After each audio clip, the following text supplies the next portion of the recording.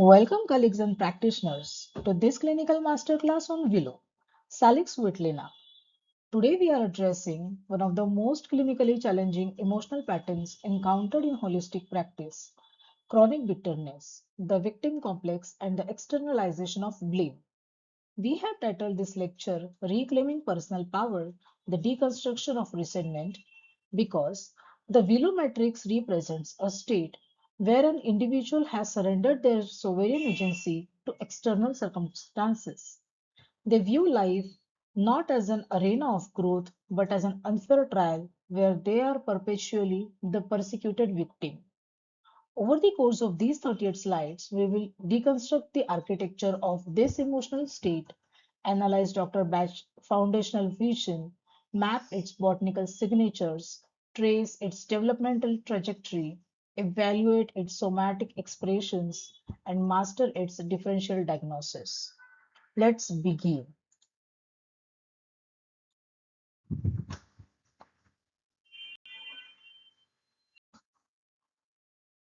To understand Willow accurately, we must position it within Dr. Bach's original classification framework. Willow sits firmly within Group 6, addressing the emotional terrain of despondency and despair. However, while neighboring remedies like Larch deal with capability or Pine deals with self-reproach, Willow targets a very specific cognitive distortion: the belief that one's suffering is entirely caused by external forces, whether that be fate, God, family, or society. While the Pine State internalizes all wrongdoings and says, "It is all my fault," the negative Willow matrix projects all causality outward, declaring, "It's all their fault, and life has dealt me an unfair hand." This distinction is critical for accurate clinical prescribing. At the heart of the Willow state lies what I call the vector of responsibility. In any psychological state, when a person experiences adversity, they direct their responsibility either inward or outward. When directed inward excessively, as we see in Pine, it creates a crushing guilt complex. But when directed outward excessively, as in Willow, it creates an insidious, smoldering bitterness. The Willow patient lives in a psychological paradox. They feel completely powerless to change their life, yet they harbor an intense, quiet rage toward everyone else who seems to be thriving. Our ultimate therapeutic objective with Willow is not merely to soften their mood, but to systematically restore their internal vector of agency, helping them recognize that while we cannot always control external events, we retain absolute sovereignty over our internal response.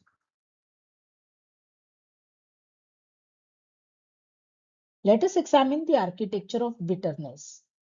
Unlike holy, which expresses an active, hot, explosive anger or overt malice, Willow is a cold, smoldering, passive state. It is the quiet resentment that sits in the corner of a room, radiating sulkiness and silent condemnation. The negative Willow individual carries a perpetual internal monologue. Why me? Why should they succeed when I work so hard? Why does life reward them and punish me? They measure their worth by external rewards and material success. And when life doesn't deliver on their terms, they retreat into a bitter shell. Crucially, they become incapable of celebrating others. When a friend or colleague experiences success, the Willow individual feels personally insulted, viewing another's joy as an unfair deduction from their own emotional bank account. Deconstructing the victim mentality reveals a sophisticated psychological defense mechanism. Admitting that our current predicament might be partially due to our own poor choices, lack of boundary setting, or lack of discipline is painful, it requires ego demolition and genuine humility. The negative willow mind completely avoids this pain by erecting a bulletproof narrative of victimhood. If a business fails, it is because of dishonest partners or a rigged market. If a marriage dissolves, it's entirely the spouse's fault. By framing themselves as innocent victims of a hostile world, they protect their ego from the discomfort of self examination. But the tragedy is that this defense mechanism keeps them permanently trapped in the very situation they lament. A defining hallmark of the Willow personality is their extraordinary capacity to hold a grudge. They are the historians of personal offense. They can recall with vivid detail a minor slight that occurred 20 years ago and recount it with the same fresh bitterness as if it happened 20 minutes ago. They keep a mental tally sheet in all their relationships. To a negative willow mind, forgiveness is viewed not as a healing gift to oneself, but as an intolerable surrender, a sign that the offender got away with it. As a result, they carry a massive backpack filled with heavy emotional stones from their past, dragging it into every new relationship and every new opportunity, completely unaware that they are the ones enforcing their own imprisonment.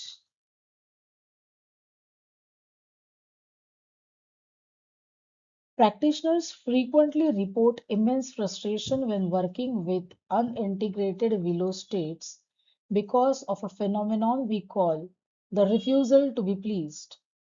If you offer a willow patient a practical solution to their problem, they will immediately find three reasons why it won't work. If you express optimism, they will shoot it down with cynical realism. They have built their entire identity around being the aggrieved party.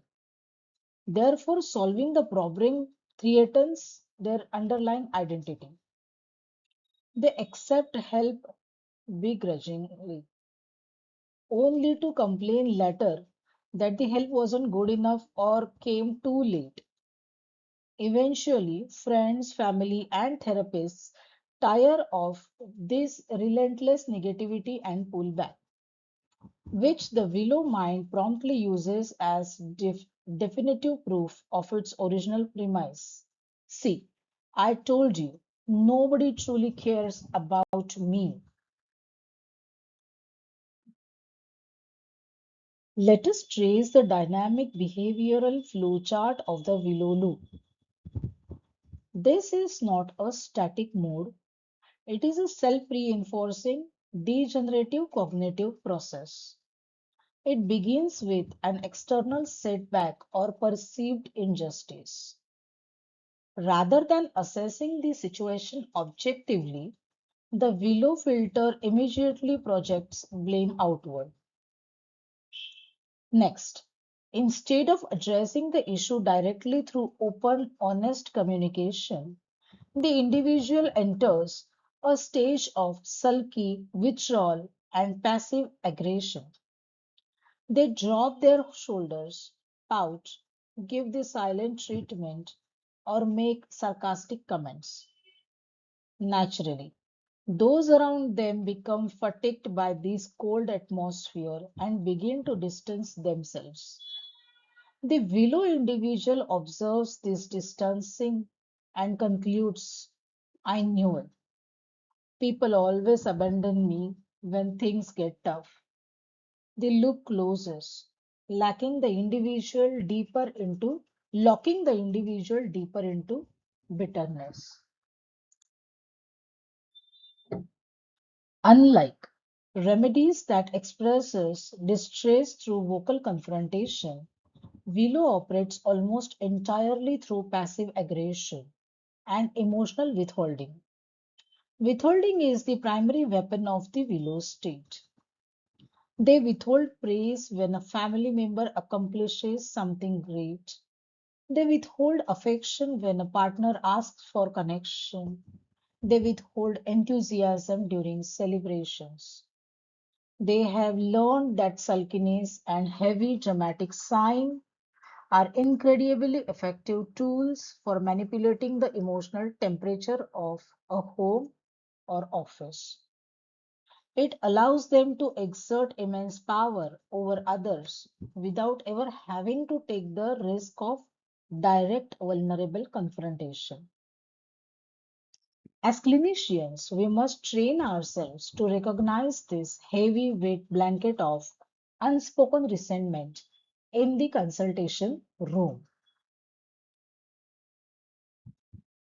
The social and relational toll of an untreated willow state is severe. In domestic life, partners and children find themselves walking on eggshells, constantly trying to manage the willow individual's dark mood to avoid triggering a week of silent treatment.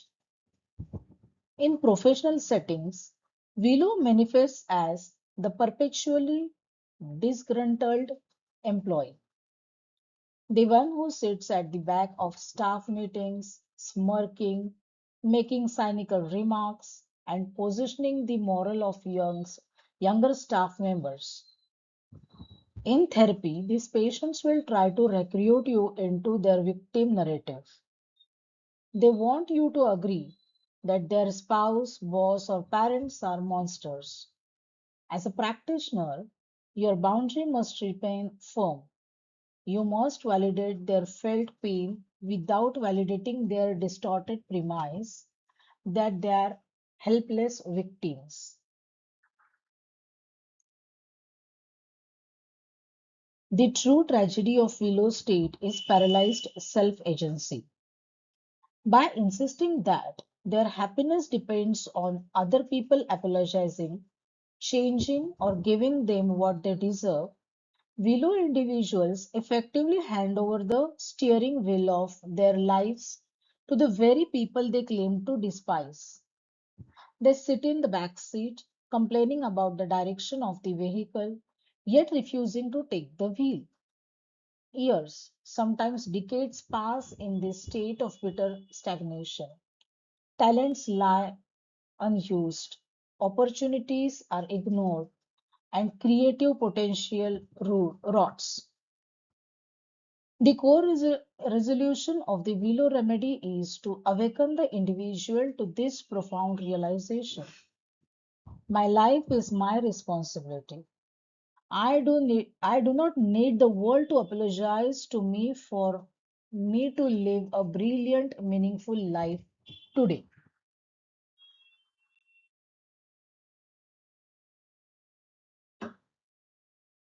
Let us look directly at Dr. Edward Bach's original text from the 12 Healers, which serves as our diagnostic compass. Notice his precise framing. For those who have suffered adversity or misfortune and find this difficult to accept without apology or complaint, Bach highlights three essential diagnostic components here. First, the inability to accept life's inevitable setbacks gracefully. Second, the habit of measuring life strictly by material or external success. When success is lacking, bitterness moves in. And third, the internal narrative of unjust suffering. They feel that they have not deserved so great a trial. Batch clearly recognized that Willow is not merely about being in a bad mood. It is an existential stance of rebellion against life's lessons.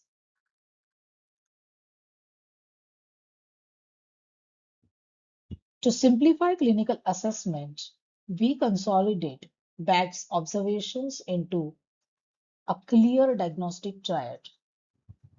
When evaluating a patient, look for these three pillars. Pillar 1, externalization of cause. The patient consistently attributes their problems to outside forces. Pillar 2. Passive bitterness and sulking. They do not express clean, direct anger. Instead, they carry a sour, grumbling, resentful demeanor. Pillar 3. Rejection of joy and gratitude. They are functionally blind to the good things in their lives, actively discounting blessings while fixating on grievances. If a patient is angry but takes full responsibility and works hard to fix it, it is not willow. The true willow state requires this complete riot, resulting in bitter, stagnant passivity. Now let's explore how the willow flower remedy is actually prepared using Dr. Bach's some method extraction. To capture the full therapeutic potency of the plant, willow flowers are harvested at their exact peak of vitality. They are placed afloat in a glass bowl filled with pure spring water and exposed to direct, uninterrupted sunlight. The element of direct sunlight plays a profound role here. Think of solar energy as the ultimate alchemical force. It actively transmits the heavy, dense, wet emotional dampness that characterizes the unheld willow state into pure light and vitality. By capturing the plant during its spring bloom, we imprint the spring renewal energy of its bright yellow twigs directly into the water matrix, preserving its inherent life force. When we look at the core energetic principle behind this preparation, it functions as the catalyst for emotional transformation. The potentized remedy introduces a high frequency vibration, specifically targeting unconditional forgiveness, flexibility, and constructive optimism into the patient's subtle energy fields. This high vibrational frequency works systematically to dissolve the dense, calcified emotional blockades of resentment, sulkiness, and victimhood, allowing the individual to finally let go and move forward with renewed joy.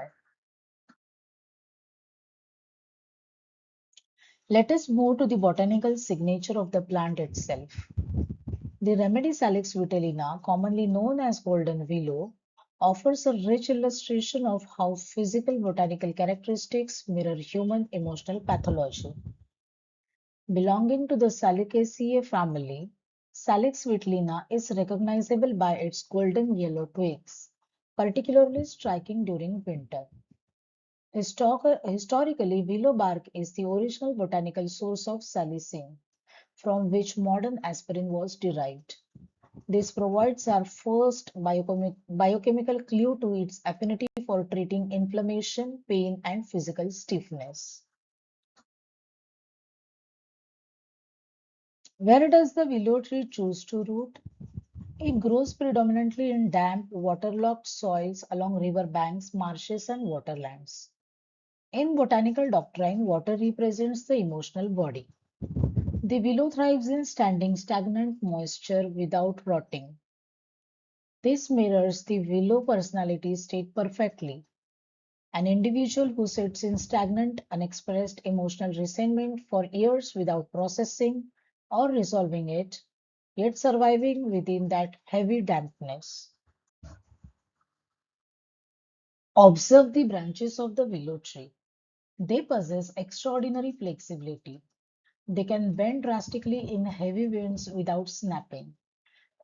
Yet their physical habit is to droop down toward the earth, heavy and whipping under their own weight. This offers a direct lesson for our patients. The embittered ego has become heavy, low hanging, and weighed down by emotional grudges. The remedy works to restore the natural springiness, flexibility, and light resilience inherent in the branch, allowing the individual to bend with life's challenges rather than hanging low under bitterness. One of the most remarkable features of Salix vitellina occurs in dead of winter, when all the leaves drop and the surrounding landscape is dark, cold, and barren. The shoots of the golden willow burst into a brilliant golden yellow light. This botanical phenomenon represents the positive potential of the remedy. It demonstrates the innate capacity to generate inner warmth, light, and joy even when outer circumstances appear bleak, dark, or unfavorable. How does an individual develop into a chronic willow state? It often begins during early developmental stages. Children raised in environments where affection was conditional, inconsistent, or linked to impossible standards frequently absorb a sense of systemic unfairness.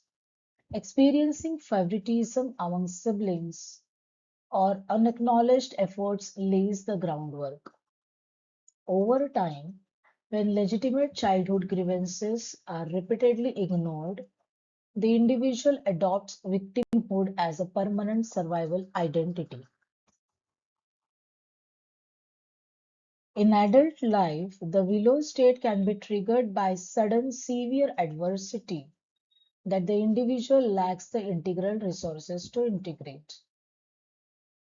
Common clinical precursors are sudden financial collapse or professional betrayal, chronic or disabling health diagnosis, unplanned divorce or spousal abandonment, being repeatedly bypassed for earned promotions. When acute grief from these events is not processed, it calcifies into chronic permanent bitterness. Why patients hold on?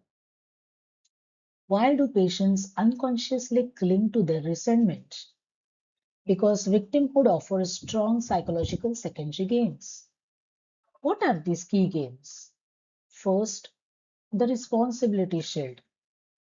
If fate or they ruined everything, the patient is completely excused from taking personal risks or trying again. Second, attention currency.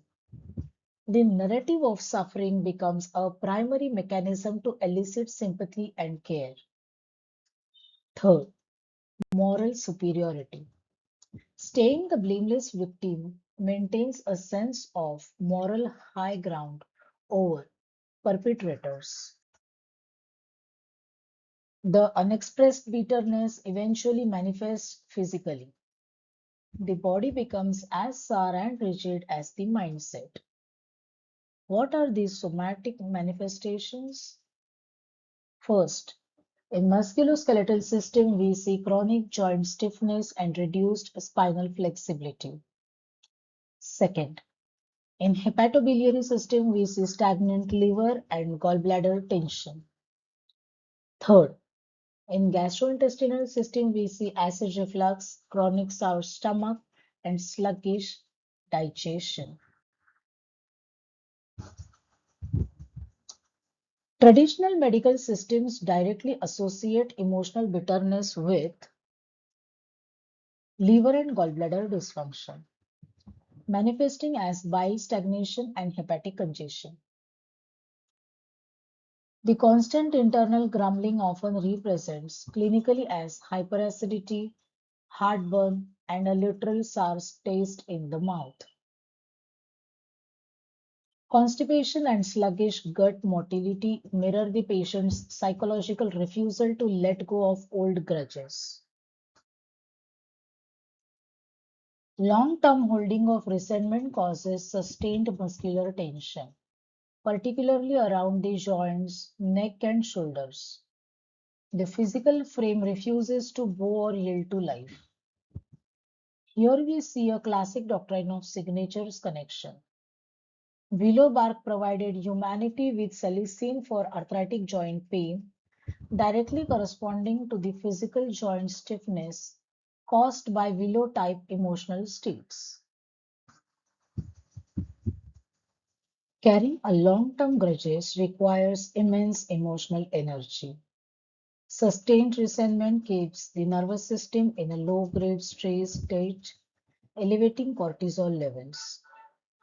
Patients often present with chronic fatigue, not from physical labor, but from the mental exhaustion of constantly maintaining their mental archive of grievances.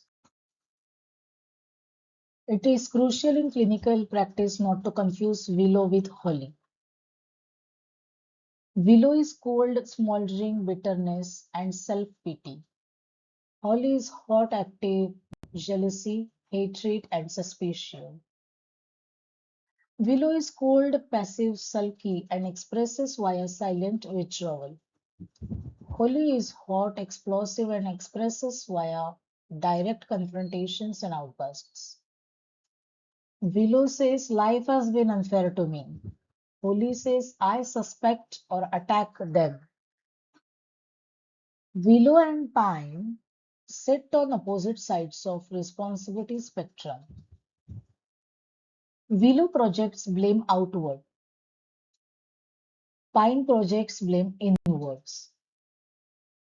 Means willow blames others, pine blames self. Willow feels resentment and victimhood. Pine, pine feels guilt and self-reproach. Key statements of both the remedies are Willow says it's their fault, I deserve better. Pine says it's my fault, I apologize for existing. Differentiating willow from beech hinges on the underlying focus of their dissatisfaction. Willow fixates on personal misfortune and perceived injustice. Beech fixates on the imperfections, flaws, and foolishness of others. Willow withdraws into sulking and passive resistance. Beech engages in arrogant criticism and intolerance. So now this matrix provides a quick clinical summary for differential diagnosis. Willow is externalized victimhood, cold resentment, sulking. Holly shows hot jealousy, active suspicion, outbursts. Pine shows toxic guilt, deep self-reproach. Chicory shows possessive love, manipulation, feeling unappreciated. Standard dosing is 2 to 4 drops in water administered 4 times daily. In treatment bottles, use 2 drops of stock in 30 ml spring water with a preservative. In acute states, sip frequently during active periods of heavy sulky mood.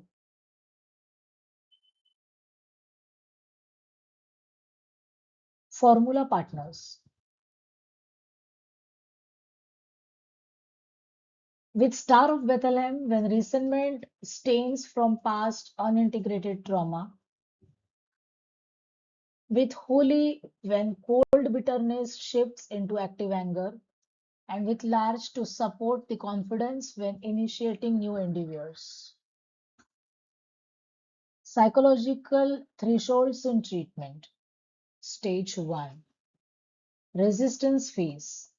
Patients initially reject early progress, arguing that the remedy cannot change their unfair circumstances or relatives. Stage 2. Shift in awareness. The patient begins to realize that their ongoing sulkiness cost them more personal joy than the original slight ever did. Stage 3. Agency reclamation. The patient drops their grievance tally sheet and takes active ownership of their happiness. What are the clinical outcomes? When the Willow state transforms, we observe 3 major shifts. 1. Optimism and faith. Rebirth of genuine cheerfulness, humor, and constructive thinking. Second, genuine forgiveness. Releasing past injustice. recognizing that forgiveness is an act of personal liberation rather than excusing the offender. Third is sovereign agency, understanding that personal choices shape reality, leading to active creation.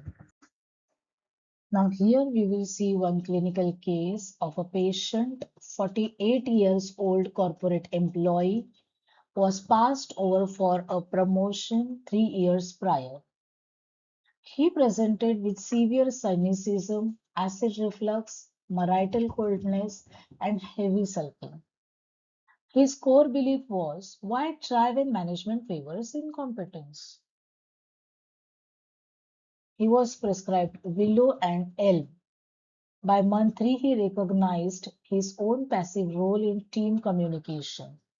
By month 6, he launched an independent consulting project, restored warmth in his marriage, and reported complete resolution of his gastric symptoms.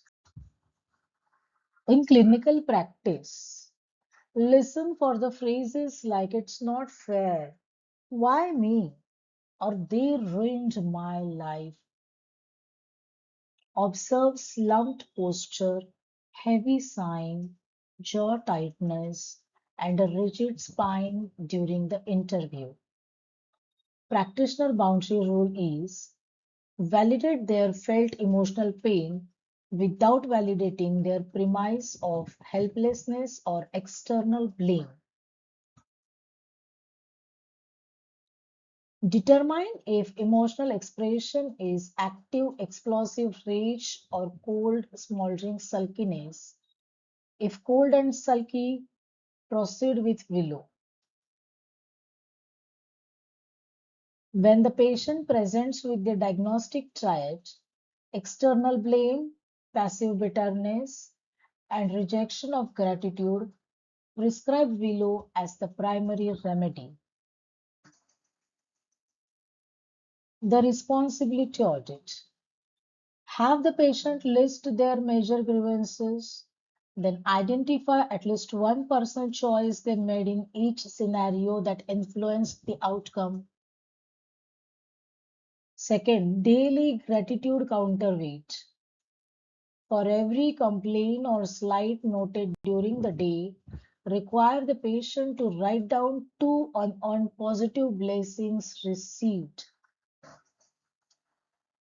So here we will summarize Willow along with the key clinical takeaways. So core target should be addressing externalized blame, victim mentalities, and smoldering bitterness. Botanical key is golden winter shoots, teaching warmth, adaptability, and flexible resilience. And primary goal should be restoring sovereign agency, personal accountability, and genuine forgiveness. Closing thought. To conclude, reclaiming personal power begins the moment we stop waiting for an apology from the world. Thank you for your time. I will now take any questions. Kindly put your questions in the comment box